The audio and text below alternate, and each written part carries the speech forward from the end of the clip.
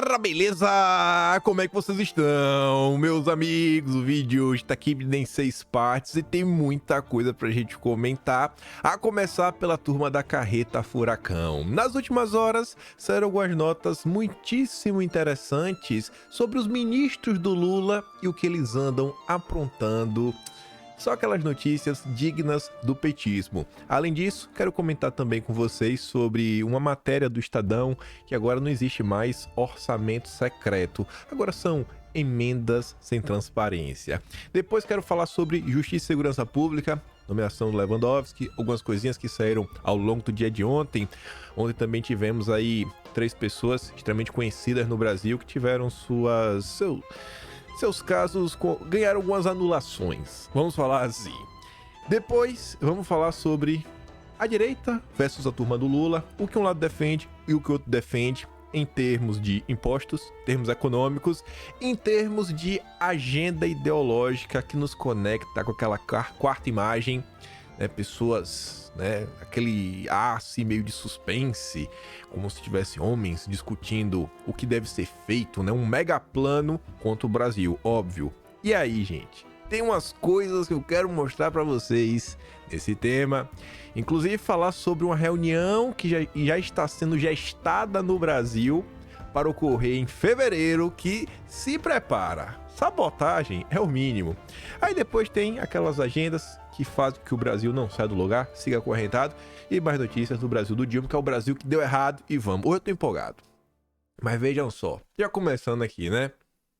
Petrobras aumentou em 59% gastos com publicidade na TV em 2023. É mesmo, TV. Será que foi pra Globo? A Petrobras gastou 90 milhões em campanhas publicitárias veiculadas em canais da televisão aberta. A segunda maior quantia investida pela estatal desde 2017. 2016 foi a Dilma, né? Então, sabe como são as coisas? Nem compara mais. A coluna, a Petrobras informou que foram destinados 73,4 milhões para anúncios na TV aberta e 16,7 milhões para publicidade em canais fechados. E isso daqui não tem a ver com os gastos da Secom. Os gastos da Secom do Lula são uma coisa, os gastos da Petrobras são outra. A única coisa que eu acho que os une deve começar com Glo e terminar com Bo, né? Globo. Eu acho, tem uma leve impressão. Mas vamos continuar. Olha aí. Criticadas por Lula, emendas sem transparência pagaram quase 25 bilhões em 2024. Esqueça, não existe mais orçamento secreto, não existe mais termos pejorativos. Agora, o jornal, o consórcio, no máximo, ele relata a notícia ruim, chamando a coisa meio do que ela é, tentando ser o mais factual possível. Criticada pelo Lula durante a campanha eleitoral de 2022, o pagamento de emendas parlamentares sem transparência continuará em 2024 e em valores que somam quase 25 bilhões. No orçamento deste ano, a falta de transparência vai se dar em 2 frentes. A primeira, nas emendas de comissão e nas transferências especiais, conhecidas como emendas PIX, que juntas representam quase a metade do total de emendas parlamentares. Aí vejam, no primeiro caso, que soma cerca de quase 17 bilhões, os nomes dos autores das indicações são omitidos. Tudo o que aparece é o nome do colegiado e não do parlamentar que patrocinou o envio dos recursos numa situação similar à do antigo. Aí voltou, ó. O antigo orçamento secreto do governo Bolsonaro. Aí tem que falar. Aí o Estadão relembra. Mas agora não. Agora são emendas sem transparência. Emendas. Já nas emendas PIX, fixadas em 8 bilhões, os autores são conhecidos, mas o uso do dinheiro se torna opaco. Isso é sensacional, né? Emendas parlamentares são modificações feitas por deputados e senadores ao orçamento da União para destinar dinheiro federal a obras e serviços públicos nos municípios onde eles têm votos. E aí, não é emenda, né? Mas tem a ver com isso, com dinheiro, que é a destinação de recursos. Olha isso daqui. Nízia, nossa gloriosa ministra da Saúde, aquela lá que tá com aquela baita confusão na época que ela administrou a Fiocruz, compra de testes, 700% mais caro. Nízia manda 55 milhões de reais para Cabo Frio e o filho dela virou secretário. Rapaz, que coincidência! É o Brasil, o país das coincidências. Óbvio que não tem nada a ver com só porque a Nízia destinou recursos para Cabo Frio, o pessoal quis agradar e empregou o filho dela. Não, gente, isso não acontece. Vocês sabem disso. O petista não gosta dessas coisas. O petista é honesto. A Prefeitura de Cabo Frio nomeou na sexta Márcio Lima Sampaio, filho da Nízia, como secretário da Cultura do município. A nomeação de Márcio foi publicada no Diário Oficial de Cabo Frio. A nomeação ocorre um mês depois do Ministério da Saúde destinar 55 milhões à Prefeitura. A verba foi direcionada por meio da portaria GM/MS número 2169 e foi divulgada pela Prefeitura de Cabo Frio. Leia a íntegra da portaria. Você vai falar mais algo? Acho que não. Falando ainda de verbas, mas agora menores, mas não menos descaradas. Não fazer o L já desde já. Ministro de Lula escondeu carnaval de agenda e pagou custos de fotógrafo com dinheiro público. 3 servidores de Márcio Macedo, da Secretaria-Geral da Presidência, tiveram viagem para a folia fora de época, custeada pela presidência. O Ministério Público pediu ao TCU que a suposta improbidade administrativa seja investigada e o governo anunciou sindicância. O governo vai fazer sindicância. Aquela comissão de ética da presidência vai, com certeza, punir. Não puniu, o Juscelino vai punir agora. Procurado? A Secretaria-Geral da Presidência da República informou que irá abrir uma sindicância.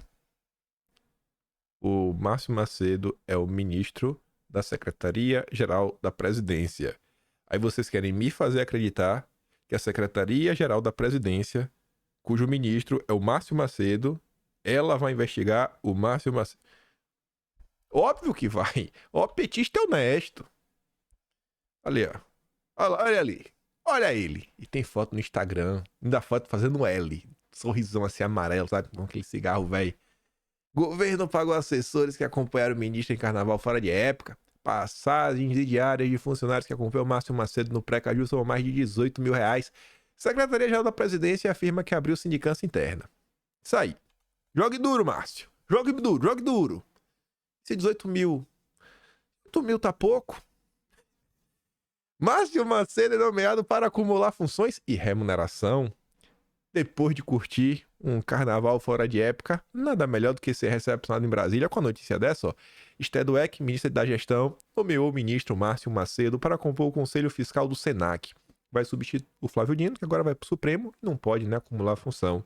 A remuneração para conselheiros que participarem de todas as sessões é de só 27 mil reais. Oh, meu Deus do céu. Como é bom ser petista, hein? Como é bom defender a democracia. Aí sim, é a grande defesa da democracia.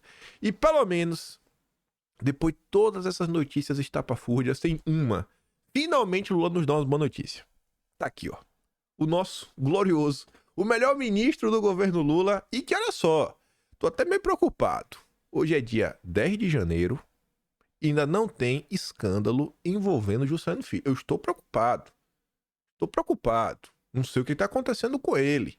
Ele não é assim. Juscelino, logo no início do mês, ele já aparece. Com alguma mutreta, alguma confusão. Ele tá quieto.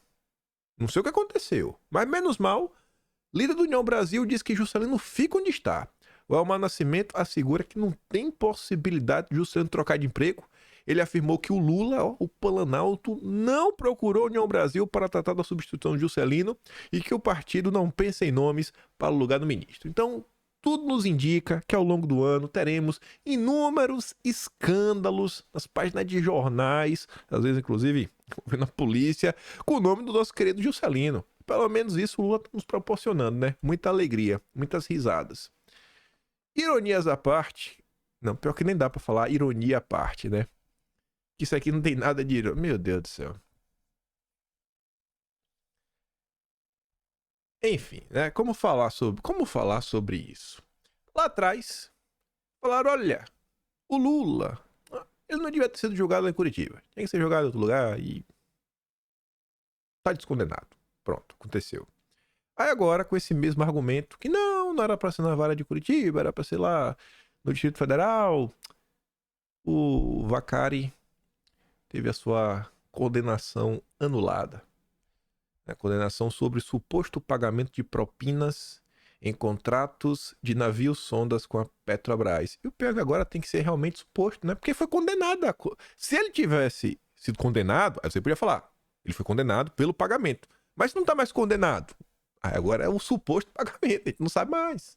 Não sabemos, já vai ter que esperar um novo julgamento. Que eu acho que não vai ter tempo de acontecer, né?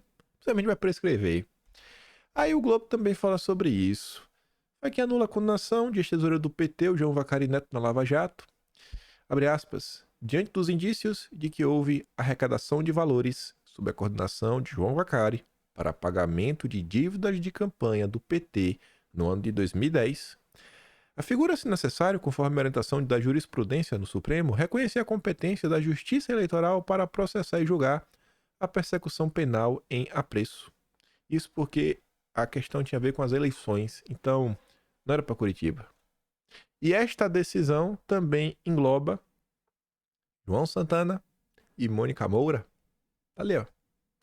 Foi quem aceitou o recurso da defesa de Vacari para reconhecer a incompetência da 13ª Vara Federal. O ministro considerou que as acusações contra o ex-tesoureiro e os dois marqueteiros devem tramitar na Justiça Eleitoral do Distrito Federal. João Santana e sua mulher, Mônica Moura, foram condenados por Moura a 8 anos e 4 meses de prisão por irregularidades na campanha da ex-presidente Dilma em 2010. O amor venceu.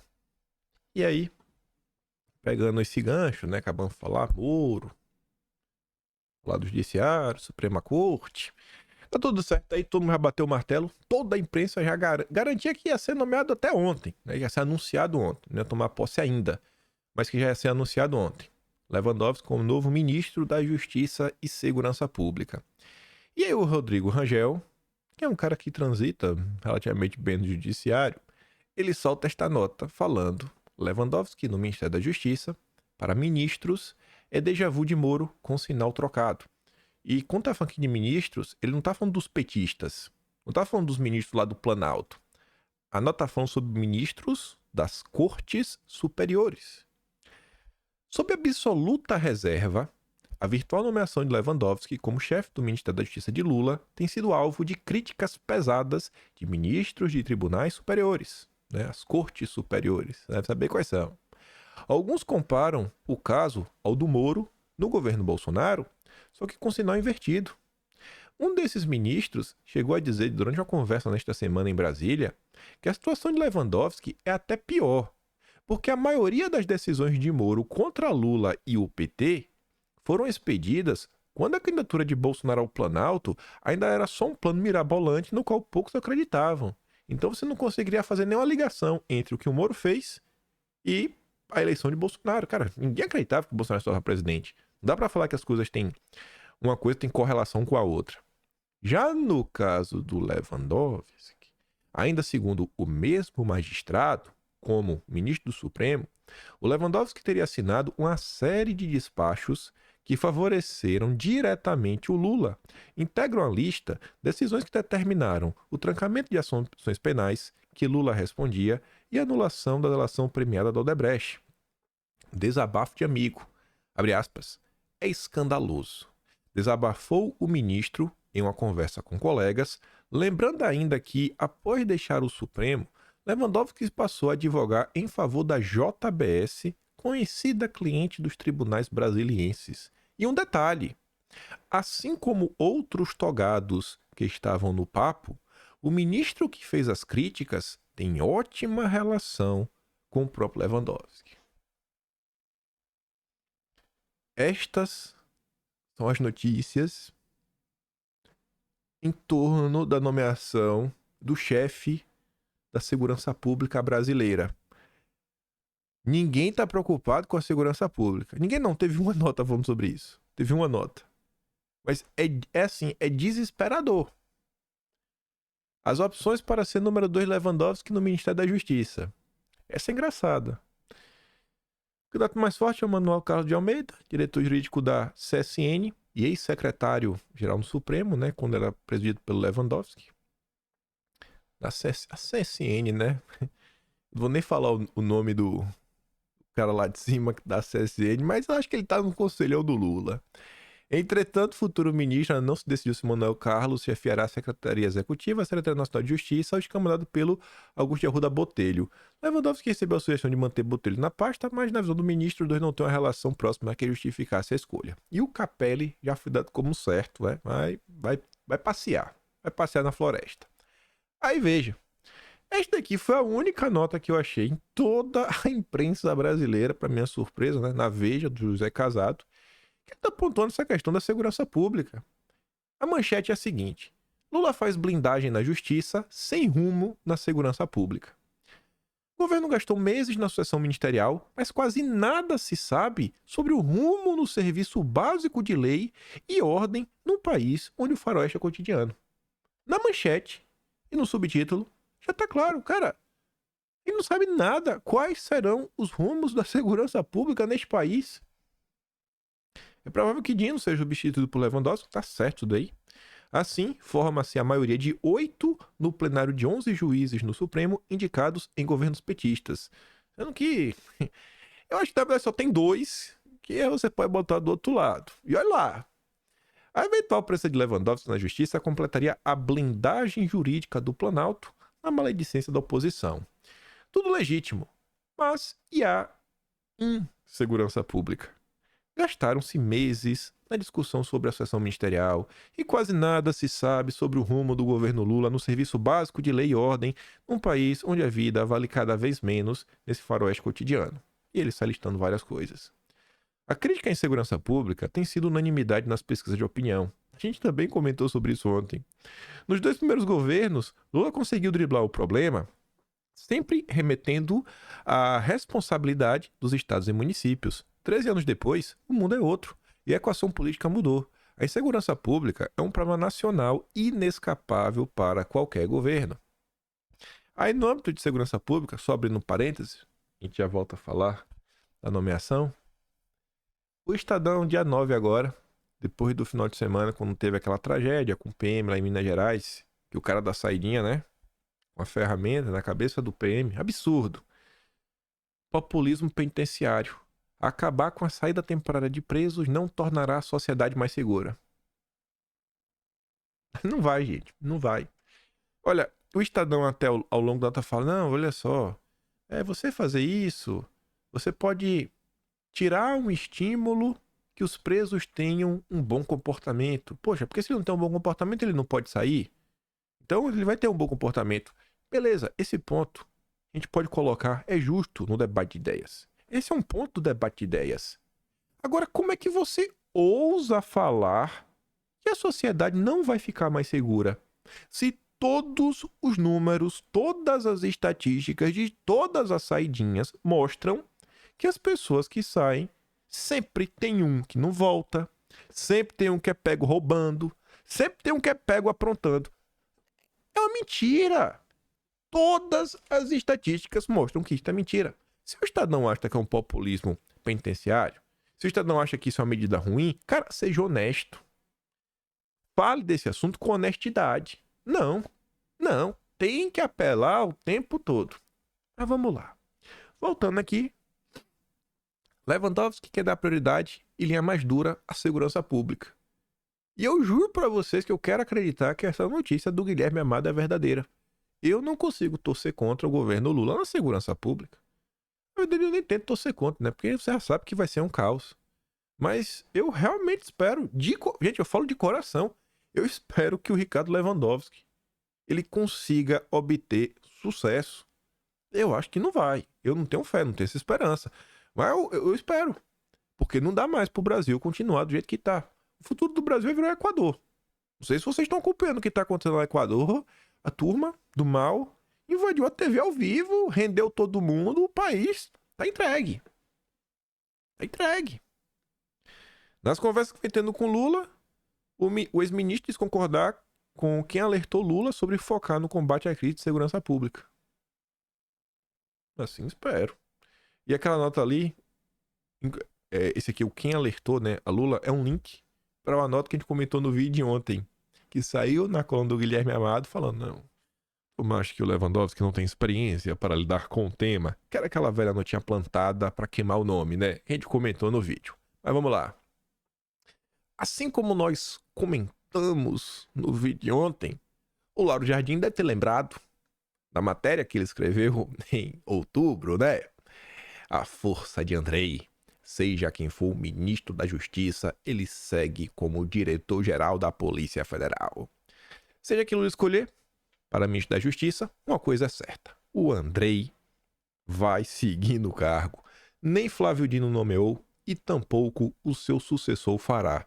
Esta posição, Lula não abre mão de indicar o titular. Não abre mão.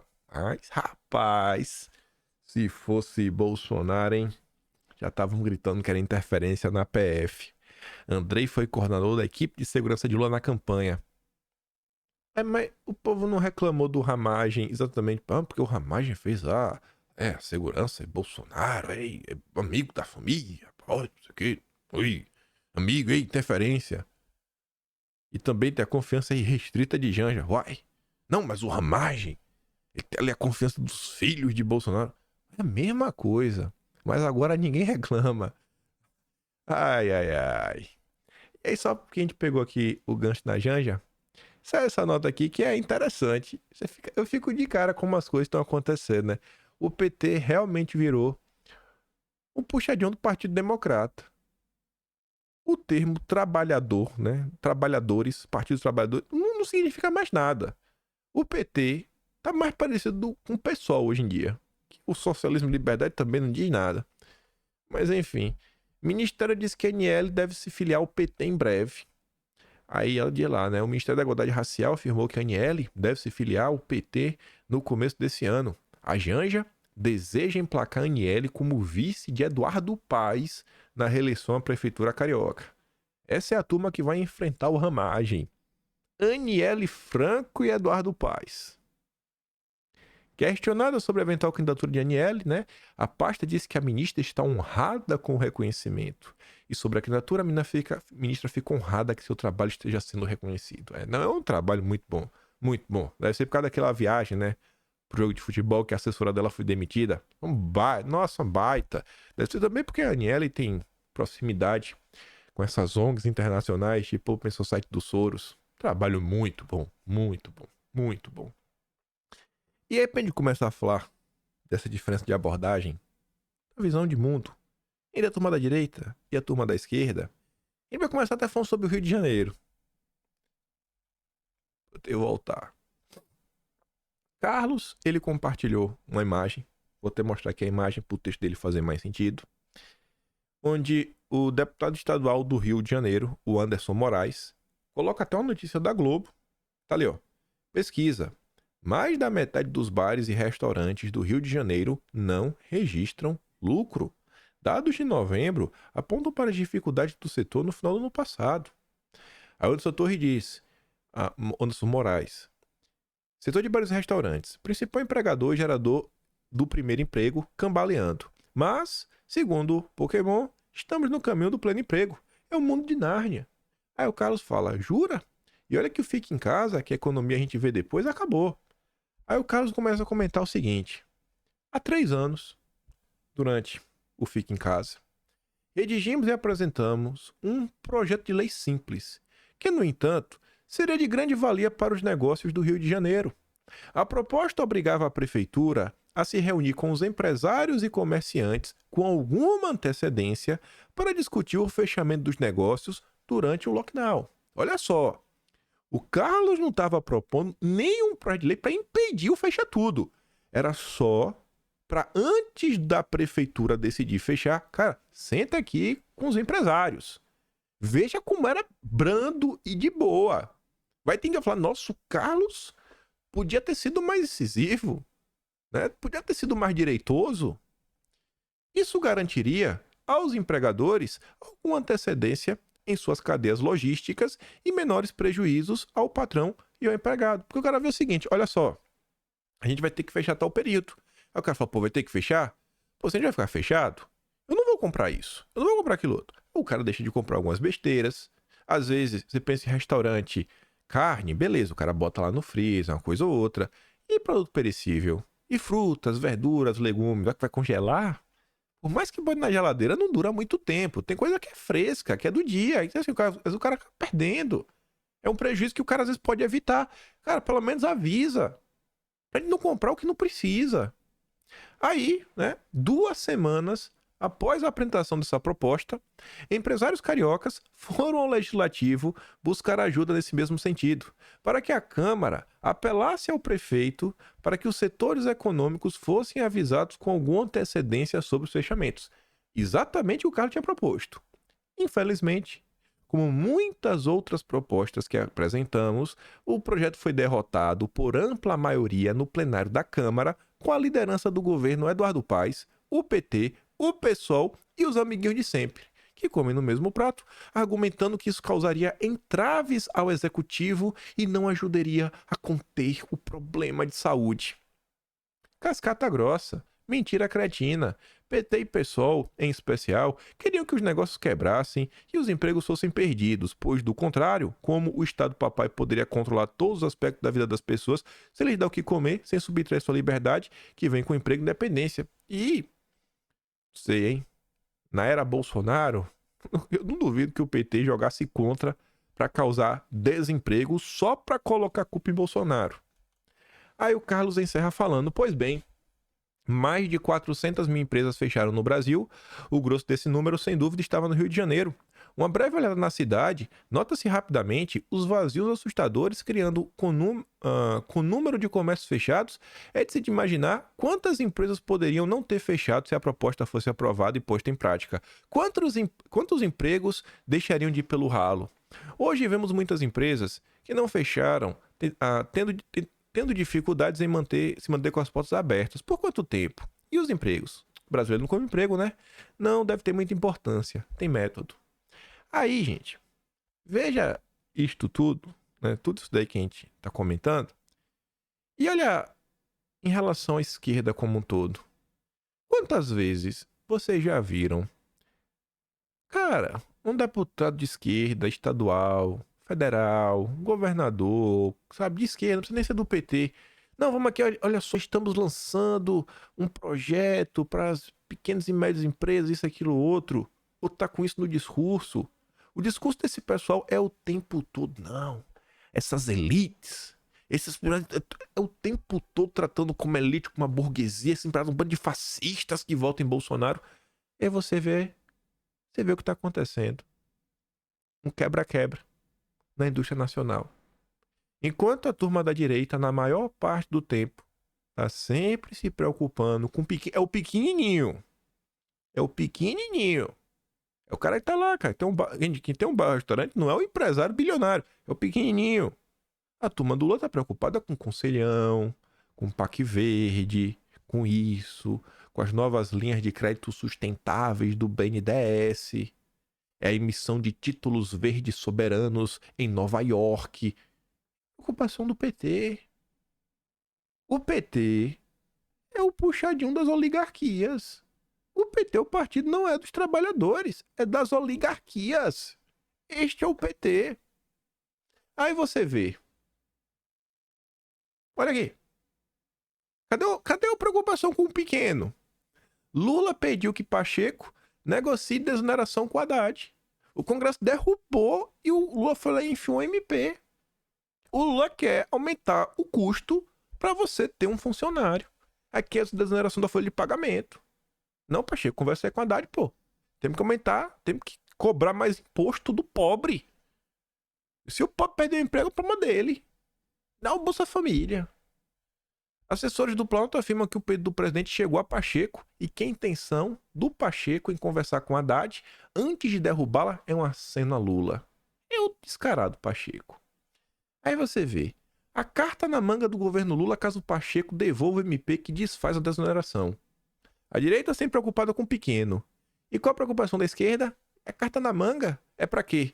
O Planalto, inclusive, tem elaborado 2 ações a serem protocoladas no Supremo em caso de fracasso da alternativa política. Uma ação pede que o tribunal anule a devolução da MP. A outra, perdeu derrubado da lei que prorrogou a política de desoneração.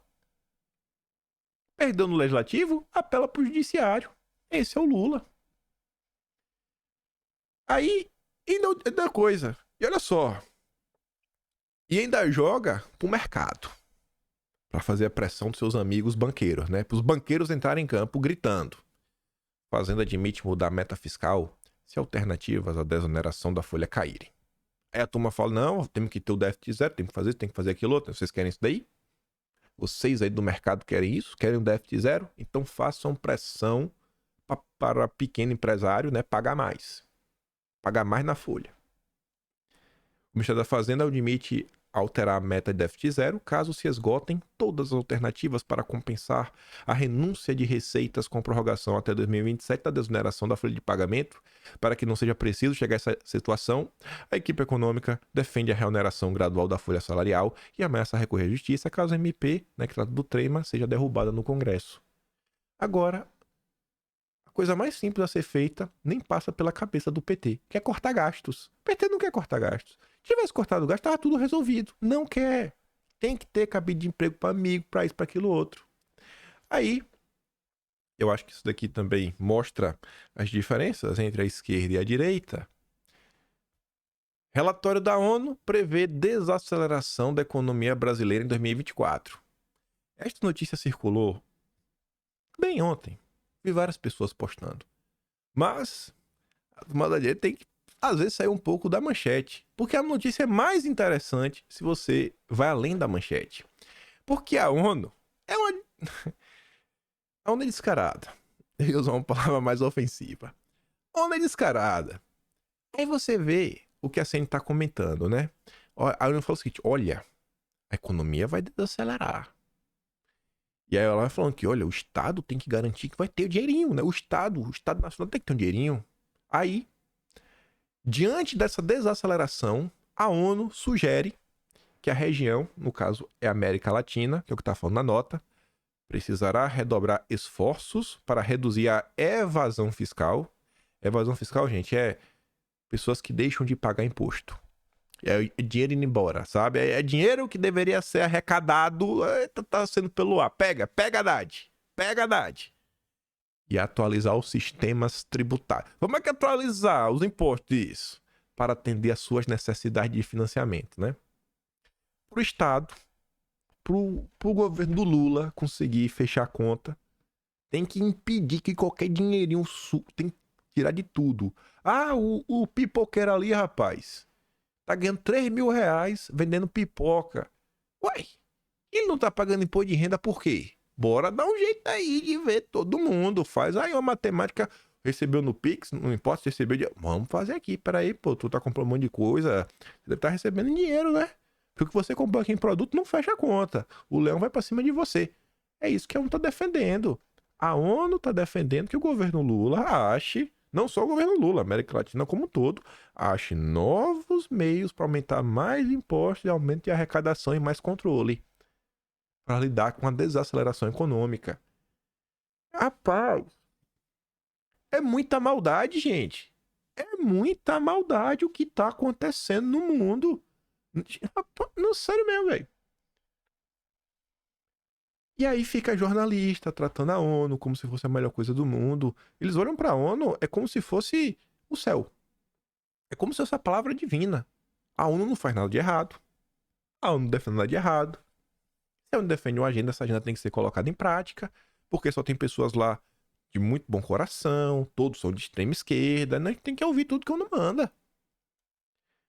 Aí, sobre isso... Essa notícia podia estar até nesse próximo tema, que tem a ver com isso daí, né? Implementação de agendas. Um assunto que eu estou abordando no início desse ano. E eu vou fazer questão, ao longo desse ano, de focar bastante nisso. Olha essa nota. Califórnia cobra imposto sobre água no campo. Ah, na Folha de São Paulo, a nota dessa... O que a gente quer saber da Califórnia? Faz a agricultura prosperar e reacende debate. Que debate? Que debate?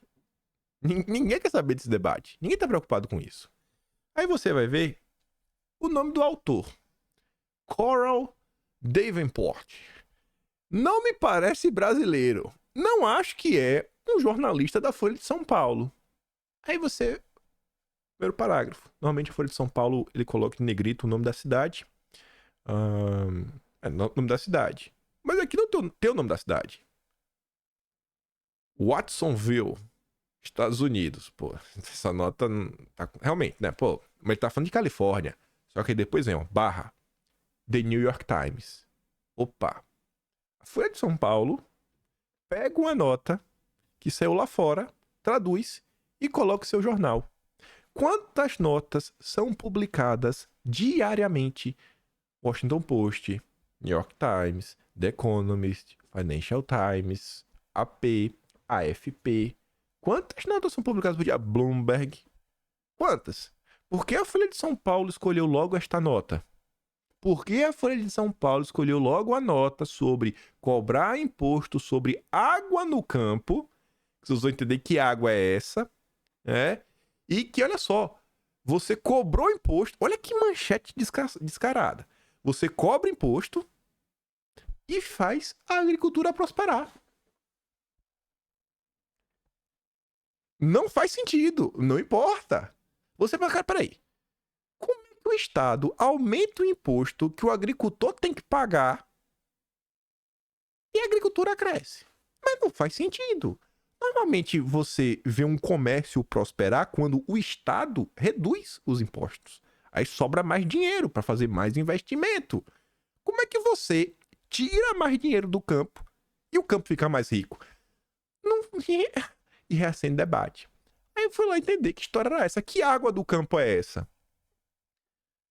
Enquanto os agricultores americanos em outras localidades regam suas plantações gratuitamente por intermédio da extração de água subterrânea sob suas terras, os de Pajaro devem pagar quantias consideráveis pelos recursos hídricos para irrigação, tornando o lugar um dos mais caros do país, não do mundo, para produzir alimentos. Mas é normalmente assim, não? Gente, a Folha de São Paulo quer... Você tá fazendo... Você cavou um poço. Você cavou um poço, tinha água no poço, você tá usando? Tem que pagar. Mas tem que pagar. A água não é sua. A água não é sua. A água não é sua, água do planeta. Água do planeta, água do país inteiro. A água é do Estado. Pô, mas tá debaixo de minha terra, não tô usando a embasa. Cara, não tem nenhum tipo de tratamento, né, de esgoto. Não, então vamos pagar uma taxa menor. É porque a água do Estado. Atualmente, enquanto o país enfrenta uma crise crescente de emissão das águas subterrâneas, em decorrência da combinação de mudanças do clima, extração excessiva por parte dos agricultores e outras circunstâncias, alguns especialistas, você tá entendendo? Aí vem um especialista. Abre aspas. A água não pode ser gratuita em lugar nenhum, porque não é possível gerenciar um suprimento de forma sustentável sem cobrar por ela. Isso se aplica ao mundo inteiro. E qual é o objetivo da Folha de São Paulo em fazer isso? Obviamente, é trazer esse papo pro Brasil. O que essa galera quer no futuro é o seguinte: você tá andando no meio do mato, tem um rio. Você vai tentar beber água do rio na sua cabeça. Epa! Quem disse que você pode beber água desse rio? Não pode. Não pode. Não, não pode. Não, não pode. Vai ter que pagar. Faz um pix aí pra poder beber um gole d'água.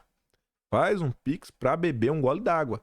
Fora, aí depois vem os argumentos. Olha, as pessoas não podem tomar banho nesse rio porque o mundo agora está passando sobre uma situação disso, daquilo, do clima, e esse rio tem que estar limpo. Aí já começa a proibir entretenimento. Aí daqui a pouco começa a impor um racionamento de água. Não porque tá faltando por causa disso, não, mas para proteger a mãe Gaia. Aí depois já começa a criar crédito de carbono da água, um equivalente. E assim a tua vida, assim, tu virou uma marionete.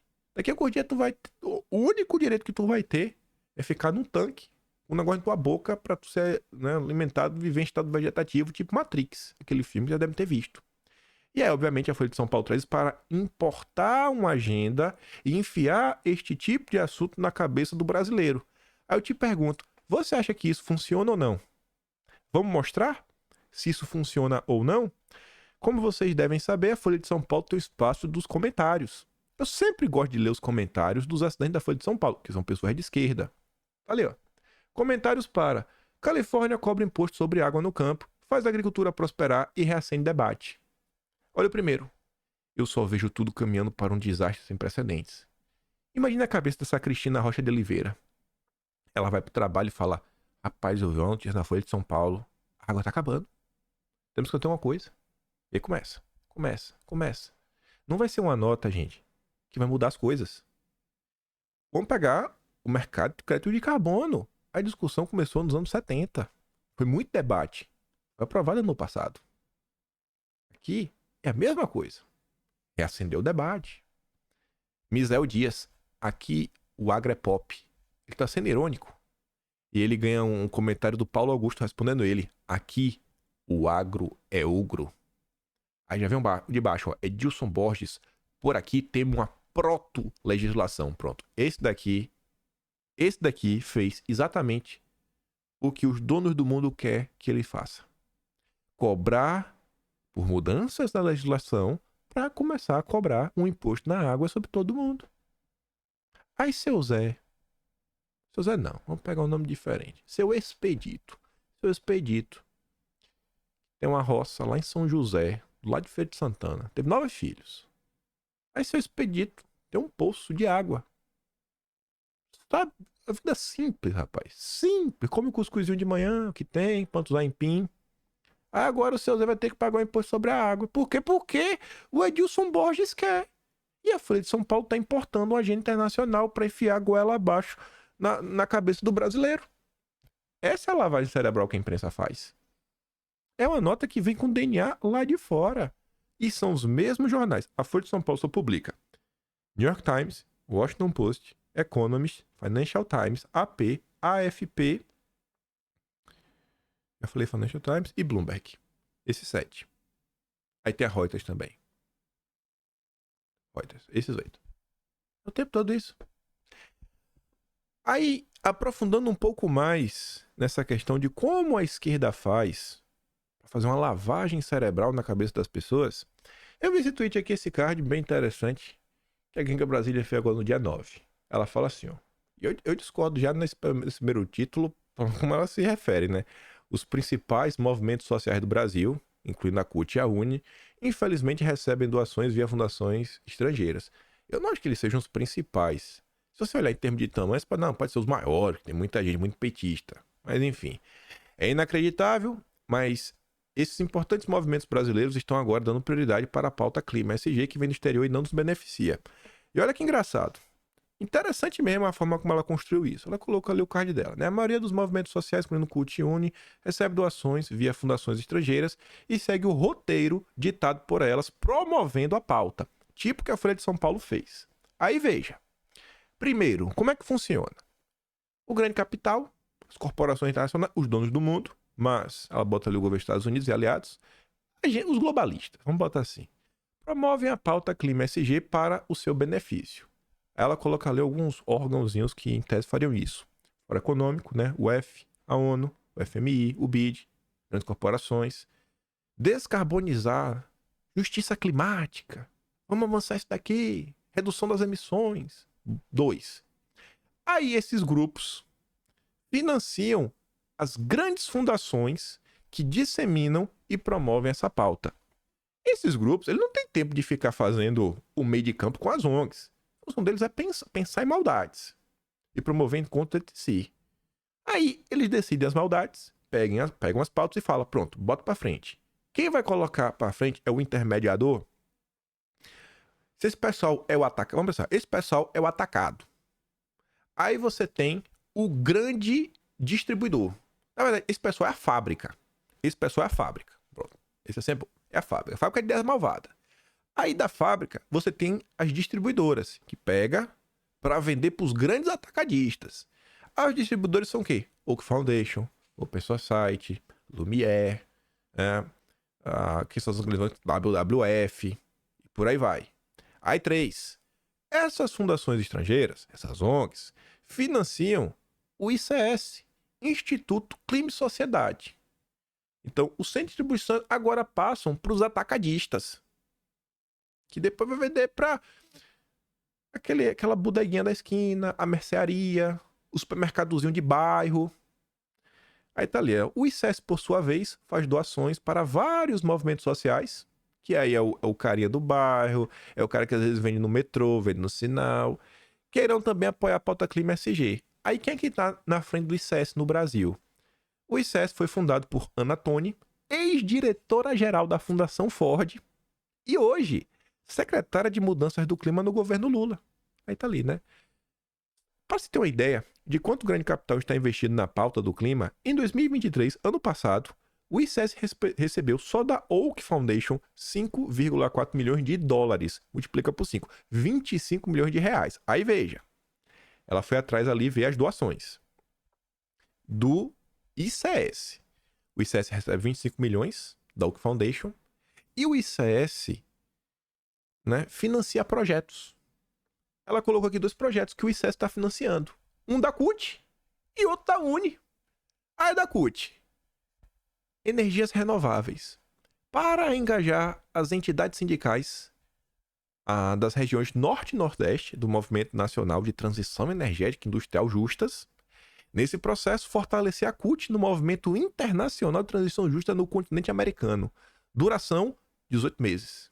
Não tem um valor da doação, você não sabe quanto foi. Para a UNE, comunicação e engajamento.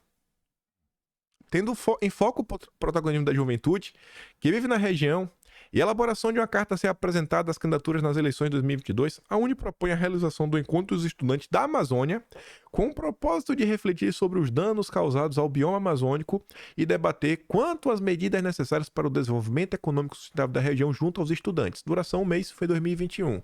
Também não falo o valor da doação. Aqui são algumas, são várias doações. Aí, a sacada dela foi depois ir na rede social. Aí você vê, a CUT, a transição justa é a bandeira do movimento sindical. Opa! O ICES financiou a CUT para transição energética industrial justas.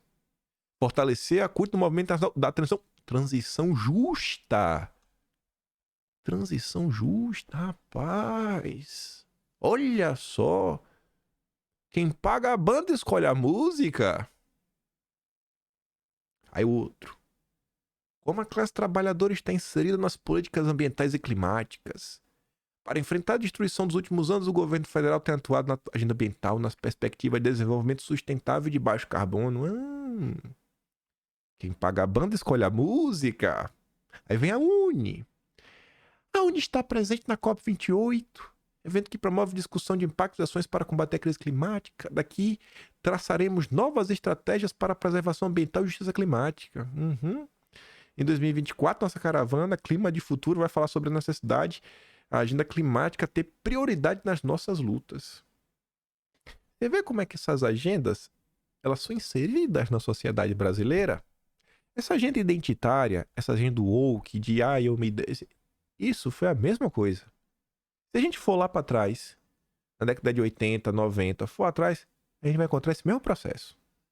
Iluminados pelo mundo, as fábricas pensam, as grandes ONGs internacionais, os distribuidores botam para rodar, os grandes atacadistas no Brasil, né, as ONGs estão operando no solo brasileiro, começam a distribuir, e os movimentos sociais, né, os varejistas, bota para frente.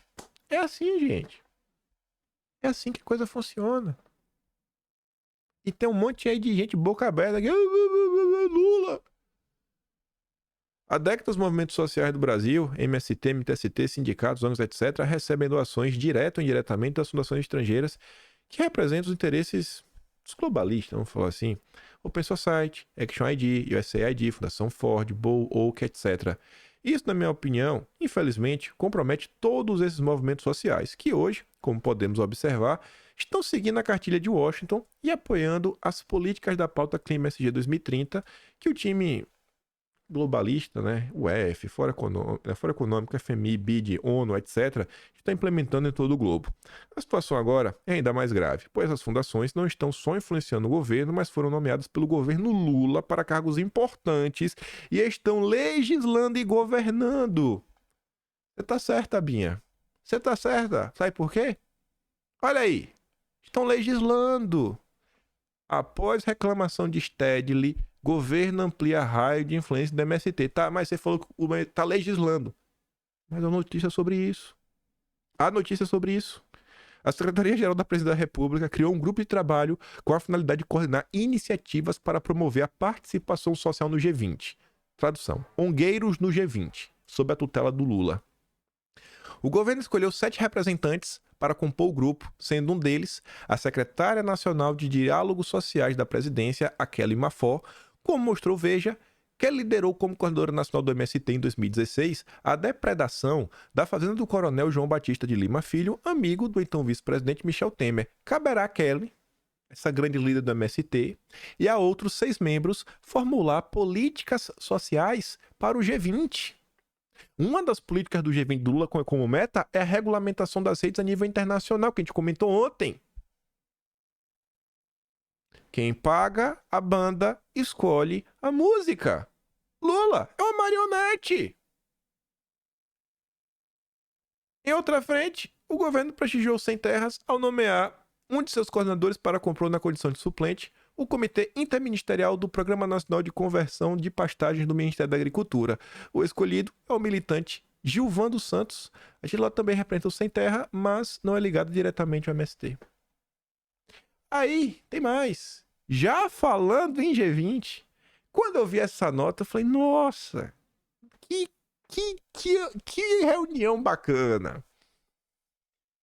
Aí eu fui ler. Quando eu cheguei no final, eu falei, nossa! Essa nota eu tive 3 nossas. Quando eu li a manchete, quando eu li o segundo parágrafo e quando eu li o último. Já vão entender por quê. A manchete é de tudo. Entidades farão um evento paralelo à reunião do G20 sobre financiamento do clima. Até porque eles não querem. Eles não querem gastar, né? Muito melhor se o Lula pegar o seu dinheiro para financiar a agenda deles. 7 entidades da sociedade civil organizarão, no final de fevereiro, um evento paralelo à reunião do G20 em São Paulo para discutir o financiamento da agenda climática. A manchete chamou a atenção. Aí eu falei o quê? O segundo parágrafo. O evento é promovido pelos Instituto AIA, Arapiaú, Clima e Sociedade. Esse Clima e Sociedade, que vai participar. Mas não foi por causa do Clima e Sociedade. Também. Igarapé, da nossa queríssima Ilona Zabó. Itaú, Pedra Preta, né? Nossos gloriosos também, maior banco do Brasil, além da Open Society Foundation do Jorginho Soros, rapaz. Jorginho. E da rede, uma concertação pela Amazônia. Esse evento se espera algo entre 500 a 1.000 pessoas. 500 a 1.000 pessoas que trabalharão contra o Brasil. Aí vai melhorando. A ideia é alguns participantes, né, do evento oficial do G20 também estejam presentes. O Haddad é esperado. As entidades querem influenciar ministros a se debruçarem sobre o tema da Agenda Verde, do financiamento da transição ecológica. O Brasil é o presidente do G20, bloco que reúne as maiores economias do mundo neste ano e será anfitrião de diversos eventos. Vocês querem saber de quanto dinheiro essa turma quer? Rapaz, vai parecer brincadeira. Parece até que é mentira. Eu vou trazer uma matéria para vocês verem. Vocês vão ver só o quanto de dinheirinho que eles querem. Mas para a nota ficar com mais sentido, pretendemos manter estas 7 organizações juntas. A meta é que os eventos paralelos se repitam entre os encontros do G20 e cresçam de uma maneira participativa e independente, diz Patrícia Ellen, sócia do Instituto AIA. Eu falei, rapaz, minha memória é boa, Paty. Na hora que eu li o teu nome, eu lembrei de tu e do teu instituto. Sabe por quê? Porque no Atlas de Agosto, a gente falou sobre isso. Na época, quem noticiou foi a Veja. Haddad recebe plano que prevê fundo bilionário para financiamento verde. Olha o subtítulo. Iniciativa de transição ecológica foi apresentada por Patrícia Ellen, nossa Paty, da AIA Earth Partners. É o Instituto Aya. Esse ali, agora. Da turma do Jorginho Soros. Os planos perspicazes não paravam de surgir. E a Veja relatava o plano quase trilionário de Haddad para financiar empresas. Aí você falou, trilionário? Você não escreveu a palavra errada, não? Trilhão é muito dinheiro. É quase trilionário.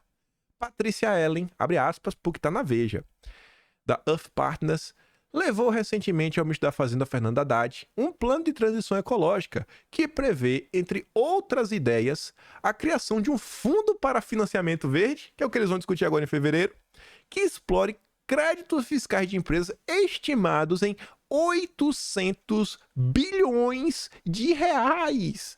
Quase 1 trilhão! E você achando ruim, a galera que assalta com ferramenta na mão. Realmente é uma cervejinha. É uma cervejinha. Agora eu entendi o Lula. É uma cervejinha. 800 bilhões de reais. Tá entendendo? É uma cervejinha, gente. Aqui que é com vontade, com força.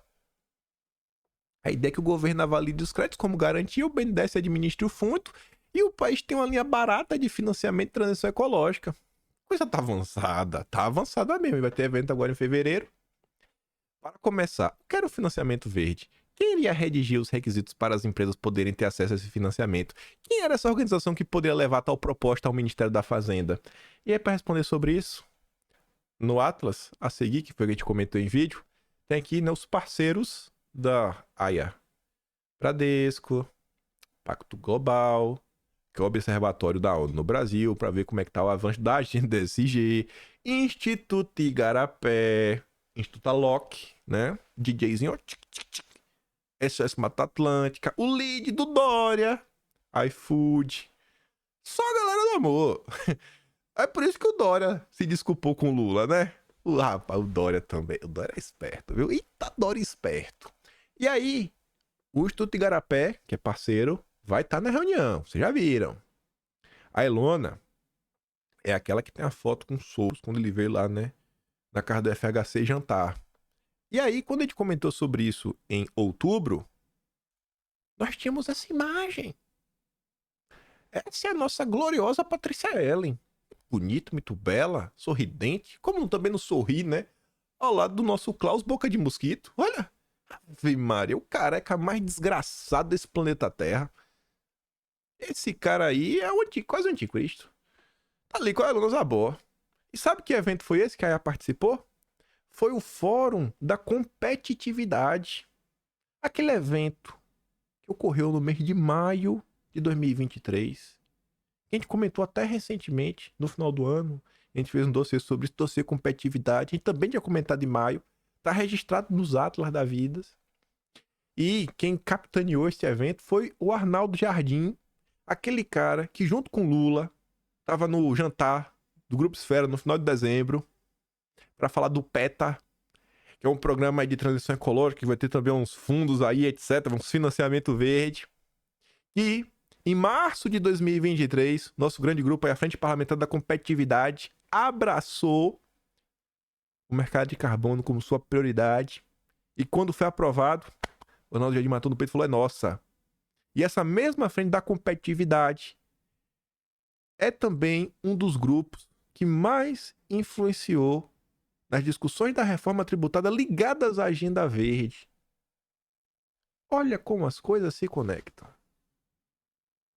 Todos os caminhos levam para essa galera. Este é o Brasil. Este é o Brasil. É triste ter que comentar isso, né? Mas a única alegria que eu tenho é falar, pô, pelo menos eu comentei, hein? Pelo menos eu comentei, eu deixei registrado. Estou registrando na história. Assim, por mais triste que seja, eu tenho que ser honesto, dá uma certa satisfação. Falar, pô, dá uma satisfação, dá uma alegria. Falar, poxa, cara, eu estou registrando tudo isso na história. Por isso que os fatos começam a fazer mais sentido. Quantas pessoas será que, sei lá, vão ler essa notícia da Folha de São Paulo aí da AIA e vão lembrar o que aconteceu, vão lembrar esses eventos, vão conectar o que o Arnaldo Jardim fez, etc. Realmente vem sendo uma ótima oportunidade. Por isso que não tem como a pessoa perguntar, e por que não faz um atlas do governo Bolsonaro? Não tem como. assim, até o time pra. Eu tenho uma memória boa, mas relembrar tudo que aconteceu é muito difícil, tem contexto, tem um monte de coisa. Do que depender de nós, a história do governo Lula não vai passar nada batido. Mas nada. Pra mim, de mim, não passa nada batido. Ah, eu não vou começar esse próximo tema, porque tem uma notícia boa também, mas tem que ser em sequência, pra fazer mais sentido. Vocês não entenderiam por quê. Ainda tinha outro também, né? Que até envolver a comentário da Folha de São Paulo. Fica pra amanhã. Fica pra amanhã que aqui ia bater 1 hora. Mas só tem um assunto que eu falei no vídeo do outro canal que eu não ia trazer aqui. Mas eu não pensei que. Eu não sabia que o vídeo ia terminar dessa forma quando eu gravei o outro vídeo no canal secundário. E eu acho que tem ligação. Sem querer parecer arrogante, tem nada, etc, tudo mais. É só uma questão de prioridade na vida. Pensa o seguinte: os temas que rodou bastante o dia de ontem nas redes sociais foi o vídeo do filho de um cara conhecido, que ele aparece com um relógio de 1 milhão, roupas caras, passeando pelo mundo. E todo mundo comentou sobre isso. Deu uma repercussão gigantesca. Quando você olha para isso e o impacto que isso tem no Brasil, as coisas que estão acontecendo, será que é um assunto assim, de grande relevância? Veja, por exemplo, isso aqui a gente está comentando. Tô querendo falar que sou melhor nem pior. Não é sobre isso. É falar, gente, sobre a necessidade que a gente tem, às vezes, de não perder o foco. E a gente, assim, tem que ter alguns focos na vida, tipo, poxa, quais os focos que eu acho que a direita deveria ter? A discussão contínua do que nós queremos pro Brasil. Não só, por exemplo, a direita é muito boa na crítica. Ela critica, ela pontua, ela mostra. Outra coisa, além da crítica, que a direita é muito boa, é defender. Todas as acusações da imprensa, nossa, a direita é muito boa de ir, mostrar os pormenores, mostrar a descaração, pega o tanto de imprensa e mostrar, olha, faz aquele contraponto e mostra. Só que, às vezes, ficar batendo na tecla de, poxa, olha isso daqui, olha esta área, olha esse ponto. Poxa, olha isso aqui, temos que avançar nisso, temos que avançar aquilo outro. Que, às vezes você não precisa nem ter a solução, mas você mostrar uma situação que você até se utiliza da crítica, mas para mostrar, poxa, cara, vim por aqui é o caminho. A gente precisa seguir esse caminho para tirar o Brasil do buraco. Isso às vezes falta. Pegando outra coisa até para dar exemplo, eu basicamente não vi. Eu não vi, na verdade. Sendo bem honesto, eu não vi na minha timeline ninguém falando do artigo do Lula no Washington Post. Eu acho que o artigo do Lula no Washington Post é mais importante do que esse vídeo do cara ostentando. Porque o Lula não escreve, isso é óbvio, né? E outra, se for no Jornal Internacional, olha a agenda que ele tá sinalizando, as coisas que ele tá debatendo. E assim, não é pra falar que a direita não comentou sobre isso. Gente, não saiu nem notícia na Globo. Não saiu repercussão na Globo. Não saiu repercussão na Folha. Não saiu repercussão na Veja. O único jornal que falou sobre esse artigo do Lula, e foi por isso que eu descobri. Eu só descobri porque eu acabei vendo no Estadão.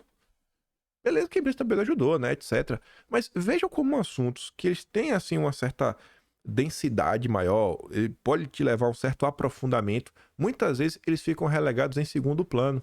Muitas vezes eles ficam relegados em segundo plano. E eu acho que dá pra comentar sobre tudo, dá pra fazer algumas críticas, algumas ponderações. Não tô falando pra ninguém que fala, não é pra fazer isso, tá tão perdendo tempo, esse vídeo é inútil. Eu não acho que o vídeo é inútil.